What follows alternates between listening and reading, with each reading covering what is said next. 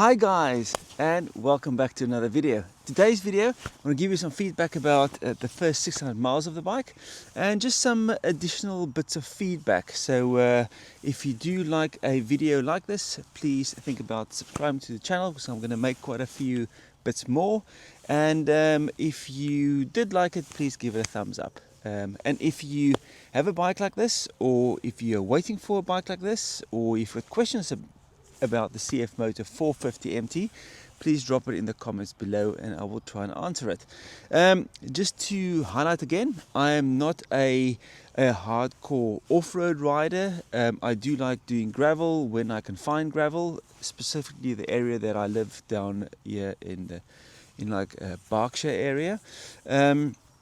So I do like to go and find a few gravel roads, but mostly on the road and mostly the back little roads, small little roads, mud, gravel on the inside of the roads, bad little small little narrow roads, potholes and so forth. So I like exploring the back little roads away from traffic because that's just what I want to like. That's what I like doing, and I think this bike is such a perfect bike for that, for my purpose. If you're going to be smashing it out on the trails, you know, the guys in Australia has just been loving this bike and just really enjoying it and thrashing it through the trails, and it looks like it's handling very nicely. So yes, I just want to set that straight. So you know, every bike is different for every person and what they want to use it for and how they want to use it. I've had quite a few bikes, and it is so far for me, after the first 600 miles, it's sort of like a very easy bike to ride. You know, it's, you know, I say this of all my bikes, but this is sort of a bike that for me, for the first 600 miles, it almost wants you to ride more. It's quite bizarre. It allows you to ride for longer without pain. So people that want to really smash out long miles will probably feel less fatigue. Just my thoughts on it. So I took the bike in for a 600 mile service at Bike Treads, because that's where I bought the bike in Swindon. The guys' service is sort of next level. You know, I've been fighting with Honda at the moment with my Honda Grom, where the paint is flaking off on the head and on the shock, down the bottom sides of the shocks. And just the service is just pathetic, really. You know, you mail the guys, ask them if there's any update about the warranty claim. They just don't respond at all. It's almost like they're not really interested in customer service, and they're not really interested in helping customers out. Maybe it's just this dealership, but I'm pretty disappointed in the Honda Reading dealership in general. The sales guys is alright, but the service side is just shocking, really. But these guys from Bike Treads, it's just been absolutely awesome. From the book in, they let me know that it's summertime is coming. You know, the booking is going to start filling up, or the workshop's going to start filling up. So they're having a 2 to 3 week lead times. Got the bike booked in. You know, communication the whole time. There's nice coffee there. It's just a nice place to ride to. It's not in the middle of, don't struggle with parking or anything, and just the whole communication was just epic. You know, I'm still waiting for heated grips for the bike, because I'm going to go for the ultimate add-ons, because they are integrated. You don't have a different controller, so they're on back order, so they'll let me know as soon as that arrives. But first 600 mile service, it was 180 pound, I think. Where they changed the oil, they checked everything is tight, all the stuff is good, chain and everything. So everything checked out perfectly fine. I had a £100 sort of credit. So it costed me £80 to get the first service done. All updated. There was no software updates, so that was expected, because I think the UK is still waiting for a few bits of, well, we're waiting for the software update that the Australian guys has already got. Yeah, so from the whole bike check and the feedback about the bike and how it's been, if there's any problems or small little issues within the 600 miles, nothing, everything is clear. I did a 2-up ride, pillion ride with my daughter. She weighs about 35 kilograms. She is, quite tall for her age, and she just loves the back seat because it's really flat, and also the grab handles that is nice and big and it sticks out on the sides, so it's easy for her to hold on to my jacket. Got these two almost like a handle, and then she can also just, if she wants to stretch her back or whatever, she can hold on to the back handles. I also had my wife for about an hour and a half on the back of the bike. And average build, she's just also said, the bike is very comfortable. She had enough protection. She was also interesting from my side. She was sitting. There was a good space between my back and her front, so it allows a little bit of movement. When you sit too close to your driver, then when you don't have a good enough gear change method, you get the classic helmet banging from the back.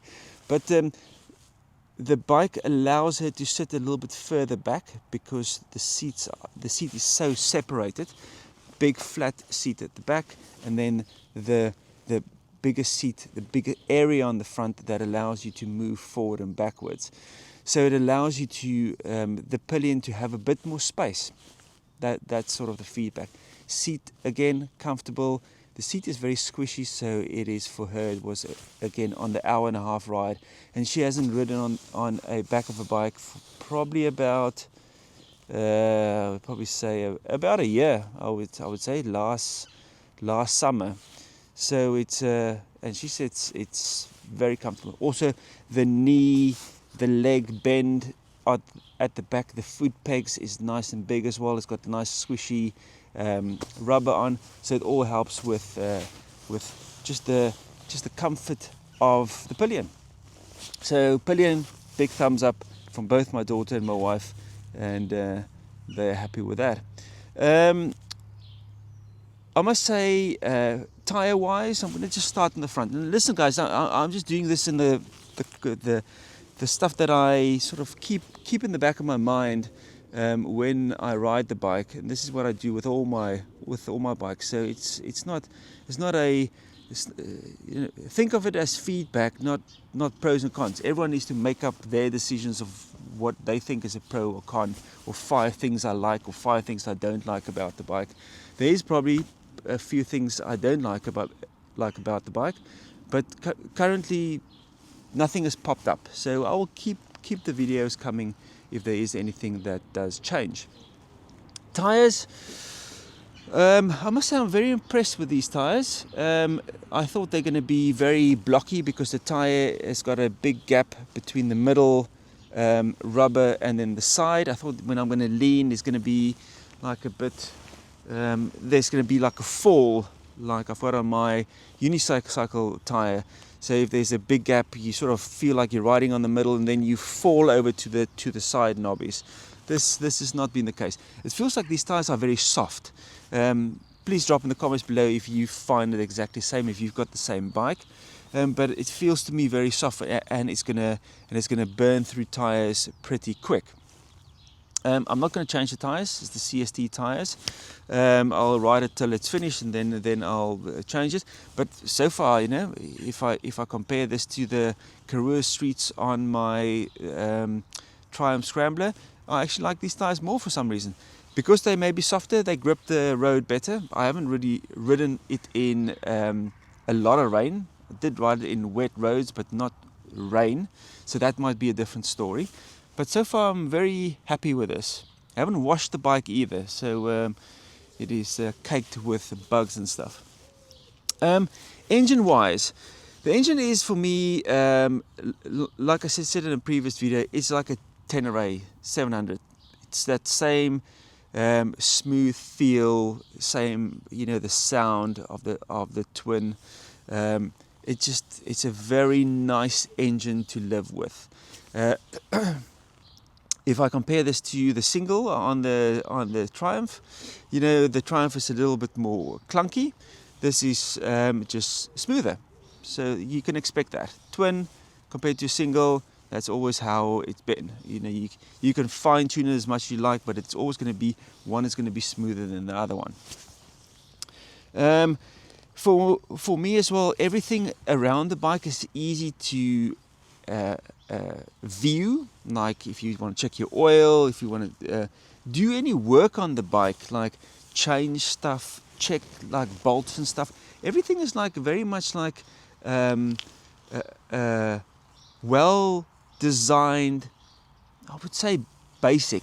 It almost feels like they've taken a bike that feedback from all different types of bikes, and they've built a bike that is easy to operate, easy to maintain. Just in general, it's just an easy bike to check stuff. Oh, there's the shock, check the nuts, check the tires, check the oil, check there's enough space for the oil filter to get your hands in there. I know the guys are saying that you need a specific size tool, but hey man, when you got the tool, there's enough space and it's easy to work on the bike. Everything like the bash plate, the side plates is big, nice hex keys, and it just really feels easy to work on. The seat is easy to take off. You know, on the Scrambler 400X, you know, you take the rear seat off, and then you take the front seat off, and then you struggle to get the front seat on, and then you set the rear seat. This is again just one seat. Clip it, it pops up, you take it off. You can get to the air filter and the air cleaner and the battery and all the stuff for the your toolkit underneath. Everything is just works. You know, my on the Grom again, I almost cut my hand open to get the seat off because the hook is quite rough and it doesn't pull back far enough, so the seat gets stuck. So it's just small little things, and this is like it's very much almost the same price. so it's a really easy to live with bike so far. You know, I actually feel comfortable working on the bike, so very, very happy with it. Riding, you know, I've done the braking period, and it was smooth sailing. You know, it's a very easy to live with ride bike. The handlebars and stuff is a nice distance, so you know, my shoulders, I can drop my shoulders, and the bend in my arms, you know, I'm 178 centimeters tall and weigh about 76 kilograms. With all my kit on, I'm probably around 80, and it's just a nice, easy, comfortable, relaxed riding position. You know, a lot of guys say their knees are too much bent. No, it's for me pretty much the same as my Tiger or my Scrambler 400X. And I actually prefer to have my feet flat on the ground, so if I do get off the bike or get on the bike or someone gets on the back of the bike, it is for me easy to actually do that and feel confident not dropping the bike or getting caught off guard with the bike being too heavy or I'm too tippy-toeing on the bike. I think if you're going to be riding a lot of standing, sitting, then the rally seat, where the seat is higher, so it gives you a less bend in your knee because you need to stand up and sit down, is going to be pretty much better for that type of riding. So,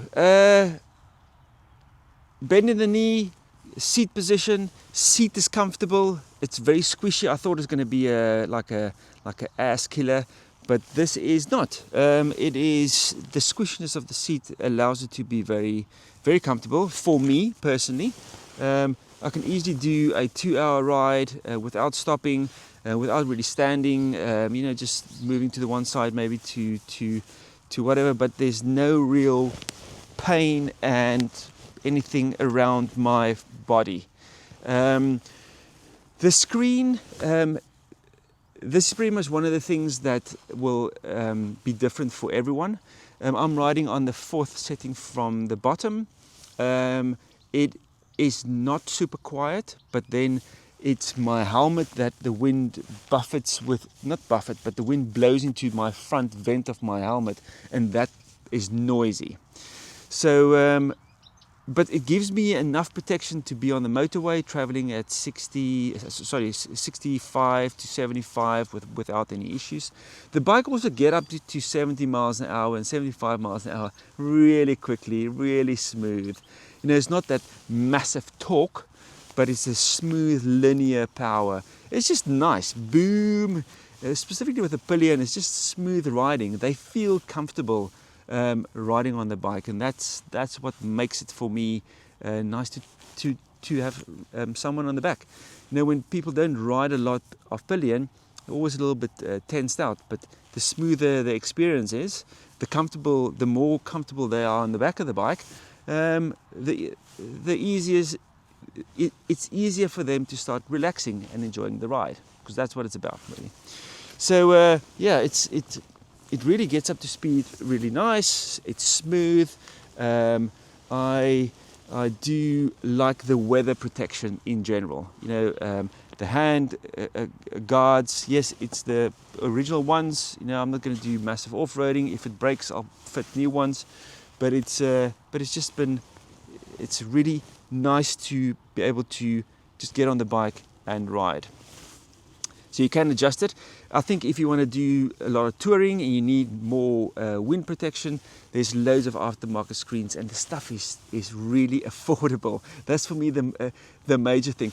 Now, I bought a screen for I had a Zero Motorcycles DSR, like off-road style bike, electric bike, fully electric bike. And the screen costed me a fortune. You know, it was just like pathetic, man. And it didn't look nice on the bike. There's so many aftermarket screens for these bikes. You know, and if you buy one for 25, 35 pound and it doesn't work for you, just go and buy another one. You know, it's not going to break the bank. So yeah, that's on that side. The screen for me, this can be also maybe one of the negative things. I don't know if they can actually fix this or change it, but the icons or the writing on the screen is too small for me. You know, hunting for information, if you ride with a one theme, I can almost not see what I want to see, like the temperature gauge. Temperature is a number, and then the other theme, it's a number. So the one is a number and the other one is a bar. So I write in the theme with a number, so I can see, because it's easier to see the number. But also the number is so small, so it would be nice if they can rework the screen that you can almost like increase the icon sizes. You know, like what you do on the iPhone, where you can slide up to increase the font size. That would be ideal. And it's not that much, but yeah, you know, I'm over 45, so you know, my eyes is not that great. And specifically if you're riding, you want to just glance down and quickly see it. But then again, on the other side, all the major stuff like the rev counter, the gear selector, the speed and everything is nice and large. Don't have a problem with that. But yeah, it would really be nice if they can just do it 1 to 2 zooms in on this font size, and that would be nice if you can do that via the app. Maybe I'll mail them and ask them. Like the time, I would like the time a little bit bigger. It's just for me, when I go out for a ride, a 2-hour ride, it's nice to be able to check the time. Or if I get a text that I can see, okay, I need half an hour, that's how long it's going to take for me to get home. So that's on the screen side. It's bright enough, it's clear enough, younger eyes will not have a problem with it. I also like the way that you can tune off what you want to see. The menu navigation is different, and that's because it's a new bike. Resetting the trip, it's in the menus. If you don't know how to find it the first time, because it is a new bike and it's a new layout, it's the same as going from iPhone to Android. After a few times, I filled up the bike about 4 or 5 times already, it's now easy to find it, so don't have a problem with it. It's going to be different when it's a new bike, or new, it's like from Windows to Linux, or Mac to Windows. You know, there's some stuff that you're going to have to learn. I do enjoy the technology on the bike. And listen guys, it's probably going to be a little bit of a longer video, but I do love the technology on the bike. And I'm a bit of a tech nerd, you know.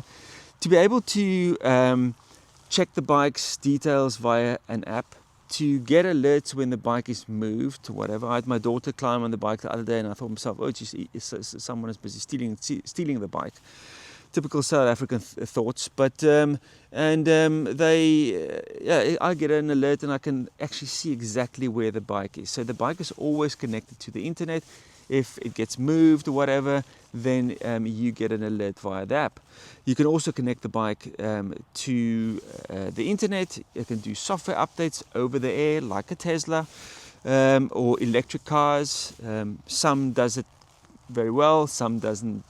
Like the Cooper Born, I heard that a lot of guys updated their car's software, and the cars, many of them were bricked. So this is a car that you drive and you pay for, and they did a software update. The software update took about 4 hours, and then the cars failed, and it had to be pulled on the flatbed to the dealership to be reset. What a joke. So it's really cool to be able to update the software. So the software features, or the tech features of this bike, is for me epic. Nerd alert checked. I hear also they are working. There's going to be hopefully a software update that's going to come to the UK for the throttle response. The mapping they're going to tune a bit, because it's already been available in Australia. The other thing is, it looks like there's also going to be the option that you can do like Apple CarPlay, so you can have your mapping software on the screen. So how cool is that? So you can start your route or your navigation system on your phone, and then it's on your screen and it gives you all the stuff. Now, if they can keep on doing that with a motorbike, it changes the game to all the other motorbikes. You know, BMW has got all this high-tech stuff, but nothing, is too high-tech compared to what is useful to the client, if that makes sense. You know, it's got all these settings, rain mode, curb mode, this mode, that mode, and whatever, but most of the people ride in one mode, where you've got rain and road. Why do you need another mode? It would be nice to have 2 modes and a custom mode that you can set up to your liking, like this bike has got. So just that type of thought. You know, sometimes a lot of buttons doesn't really help with what you want to get out of it. If you build the base really good, you don't really need any of the other things. On the suspension side, someone said to me that the Scrambler 400X's suspension is very harsh. I thought it was not. If you ride on really rough terrain, then it is probably harsh, because the stroke is not long enough. You know, if you look at a Teneray's suspension travel, it's like massive. I think it's like 225 millimeters, so it's a massive travel. So soaking up smaller bumps, through the range of the travel, it's much easier. And this is what I find with this bike as well. The back roads, this suspension soaks up the crappiness of the road so much easier, because the stroke is so long, and it makes it very nice to just plow through bad roads. I did a short bit of gravel road. It was about 200 meters, and it just like it almost feels like the whole bike is just really, it just plows through it. Where the Scrambler 4X, it almost feels like the suspension needs a little bit more length to soak up it more. But again, the 4X is more road biased, I would say. This thing you can actually ride off-road more if you've got the skill. So that's on the suspension side. We've covered the tires, we've covered the weather protection, we've covered the pillion side, we've covered the screen, we covered the software, we covered the mirrors. Everyone, this is one of the main things that MCN reports on a motorbike when they review a motorbike, is how good the mirrors are. Yeah. Sometimes for me it's like bizarre that this is one main thing that a magazine will report on. Now the mirrors folds up and folds out of the way for when you ride off-road. You know, the mirrors is pretty much on the same level as the handlebars. So for me, you need to be really riding single track for this stuff to need to be folded in. You know, if you're going to be riding gravel track or gravel roads or Jeep tracks, whatever, I don't know why you would fold the mirrors in. I would like to always see behind me, if someone is riding behind me or close to me, that I have, when I brake, I can see where he is, so I can get out the way or something in that line. So the mirrors does not vibrate at 70 to 75 miles per hour, and that is for me really nice compared to my 400X. If you get to over 70 to 73, 75 miles an hour, the mirrors vibrate so much that you cannot see behind you. It becomes a blur. So you drop down, check behind you, boom, it's all good, and then you overtake. So that's something that was for me annoying on the 400X, where it's not annoying on this bike. On the motorway, this thing just puts miles down. You know, I can easily sit on the motorway at 70 miles an hour, very comfortable. There's enough, as I said, weather protection, and it's a nice riding position, upright riding position. There's enough lean forward, not too much on your wrists and so forth. So again, smashing out massive miles will be really easy on this bike. Motorway, mirrors, loads of little places where you can mount stuff that they also thought about, where other bikes you can't find a mount. You know, there's a bar on the top that you can mount your phone. There's a USB plug here on the side that has got USB connector. It's all the things, again, and this is what I was saying, it's all the base things on a bike that is just there. It just works, and it's what people want from a bike. And then at the end, you know, you can, the suspension is adjustable. It's the KYB suspension that is adjustable. It's got ABS. It really leans nice in the corners. The gear lever for me personally currently, because I don't ride with big boots, is quite high up, but it can be adjusted. The chain hasn't rusted compared to one of my previous bikes where it did rust. There's enough protection for the rear shock with a big flap there that allows the mud to not kick up into the shock area. Again, there's loads of accessories that you can buy on AliExpress, and what is it? What's it? It's a Dr. Wang or Mr. Wang or whatever from China. It takes a few days to come, but there's so many updates. A lot of guys has been saying that they ordered the grey one, and there's actually more of this color that came through the system compared to the grey one. It might be an option, guys. You know, if you want to go for the grey one, is to maybe change your order or tell the dealership that you'll take anything if you're keen for the bike, and just get it wrapped. Just wrap it, man. It's the wrapping stuff. It's so easy to actually do, because you're just going to see this white. You can just wrap it with anything you like, really. I saw one the other day. I was driving past him, and he had like the old Camel Trophy wrap on it. Looked epic. So there's loads of options, you know. But yeah, maybe a dealership will have the blue ones in stock. so that you can get the bike quicker if you don't want to wait for the grey one. Okay, so I think I've covered most of the stuff, the thoughts in my head. You know, I can carry on. I haven't ridden the bike at night, so I haven't tested the headlight, and I'll do that when I get some time. I will also take you guys on a ride video that to come soon. I just don't have enough time today, and but yeah, listen guys, in general, this is super happy with the bike. If you're looking for a really well priced adventure bike that looks nice, it rides well, it's got enough protection, you can customize it to your heart's content, you must join the Facebook groups and stuff, man. It's just epic what the guys do and recommend and so forth and so forth. But very happy with this Chinese CFMoto bike. And go and check out their other bikes as well. You know, it's like the guys are giving it rave reviews. Again, for way under £6,000 for a full bike like this, with all the baseline is there for you to customize to your heart's content. You know, I can think as well there's going to be performance kits and stuff on this stuff that is going to be making it a very special bike.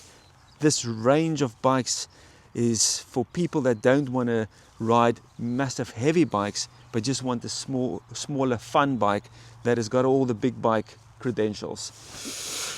Okay guys, I'm gonna head up for a little ride and then I'm gonna get the day going. But if there's any questions about the CFMoto 450 MT, drop it in the comments below.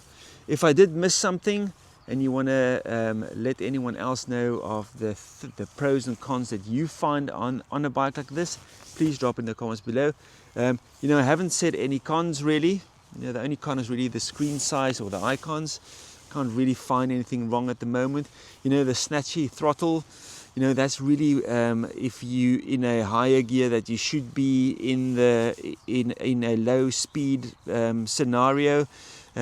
But if you smooth it out with your wrist, you know, don't have a problem with that at all at the moment. So all in all, I'm freaking super happy with this bike for this price.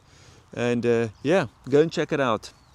So if you guys have got any questions, I can only recommend Bike Treads in Swindon. Give the guys a call, chat to Steve and the guys. Service is great.